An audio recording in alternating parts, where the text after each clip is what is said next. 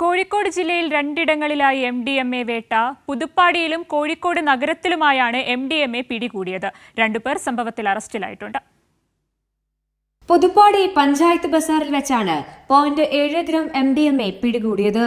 പഞ്ചായത്ത് ഓഫീസിന് മുൻവശത്തെ റോഡിൽ ലഹരിവിരുദ്ധ സമിതി പ്രവർത്തകർ ബോർഡുകൾ സ്ഥാപിക്കുന്ന സമയത്താണ് സംശയകരമായ സാഹചര്യത്തിൽ 5 പേരെ കാണുന്നത്.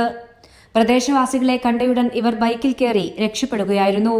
സമീപത്ത് വച്ച് 0.7 ഗ്രാം MDMAയും പാക്ക് ചെയ്യാനായി ഉപയോഗിക്കുന്ന കവറുകളും കണ്ടെത്തി.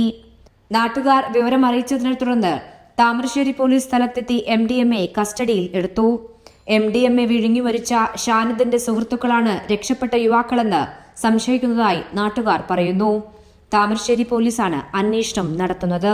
നേരെ പുറകിലുള്ളത് ഗവൺമെന്റ് ഹൈസ്കൂളാണ്. ആ ഗവൺമെന്റ് ഹൈസ്കൂളിലെ കുട്ടികൾ മുഴുവനും ആ സ്കൂൾ വിട്ടു കഴിഞ്ഞാൽ ഒരു ബസ് കാത്തു നിൽക്കുന്ന ഒരു പ്രദേശം കൂടിയാണിത്.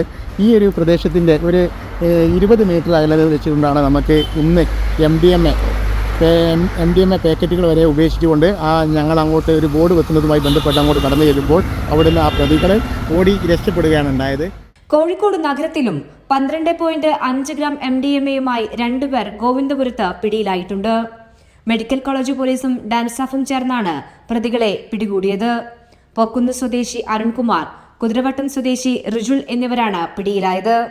ലഹരി ഉപയോഗിക്കുന്നതിന്റെ പേരിൽ ആക്രമണങ്ങൾ വർദ്ധിക്കുന്ന സാഹചര്യത്തിൽ ശക്തമായ പരിശോധനയാണ് പോലീസും ഡാൻസാഫും നടത്തിക്കൊണ്ടിരിക്കുന്നത്.